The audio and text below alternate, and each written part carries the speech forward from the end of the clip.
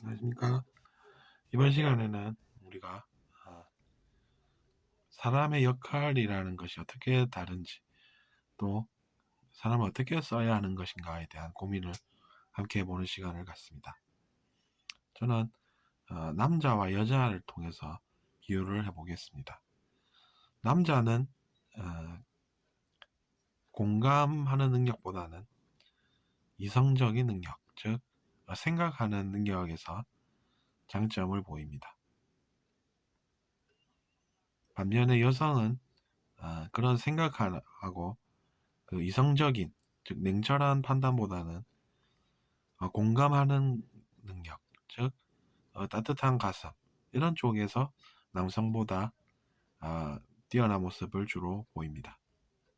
그 말은 우리가 이러한 것들을 알아서 남성은 이러한 장점이 있으니까 이러한 역할을 주로 맡게 하면 될 것이고, 또 여성은 또 공감하는 능력이 좋으니까 그런 쪽의 역할을 우리가 부여를 해서 쓰면은 더 많은 사람들이 더 많은 역할을 가지게 됨으로써 사회에 더 많은 기여와 공로를 하게 할 수 있지 않나, 이런 생각을 해보게 됐습니다.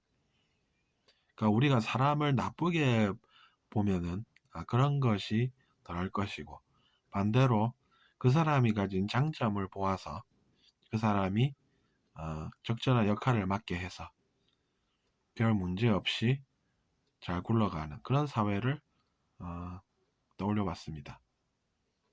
그 말은 우리가 불필요한 갈등은 없애고, 대신에 그 사람을 우리가 사회의 한 구성원으로 보아서, 즉 그 사람은 나쁜 사람이니까 버려야 해, 이런 생각 없이 그 사람을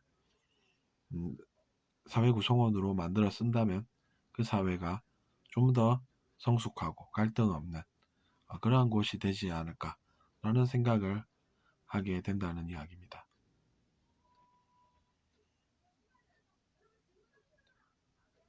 그러한 생각을 우리가 하게 되는 것은 현 우리 사회의 모습을 보면 저절로 여러분도 공감이 가실 것입니다.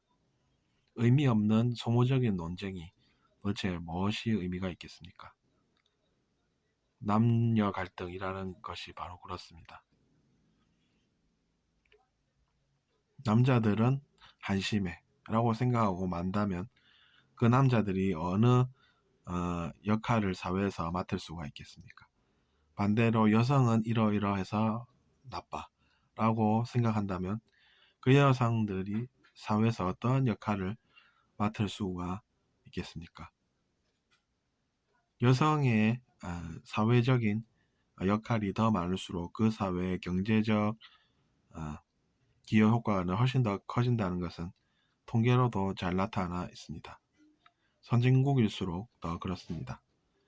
여성들의 사회적 참여가 활발한 나라에서 이제 그 여성의 사회적 참여가 어떤 경제적 이익을 불러오는가라는 조사를 우리가 통계로서 접해보면 그런 것들을 알 수가 있습니다. 연 몇천 조의 경제 효과 유발이라는 것이 바로 그것이 되겠습니다. 예전에는 우리가 여성을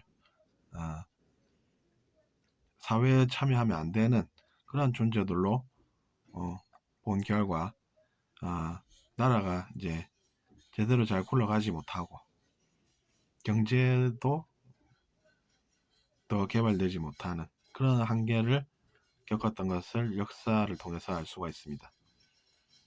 그러니까 중요한 것은 우리가 무시가 중요한 것이 아니라 그 사람의 장점을 발견해서 그 사회에서 그 사람이 하는 역할을 만들 때 그 사회가 좀 더 성공하는 그러한 모습을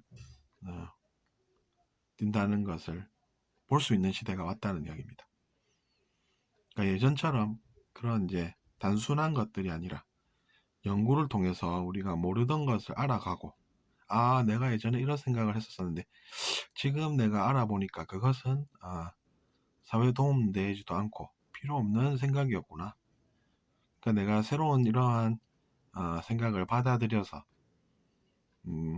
내 모순도 사라지고, 다음에 우리 사회가 좀 더 나은 곳이 되도록 그렇게 개념을 정립해 나갈 수가 있다는 이야기입니다.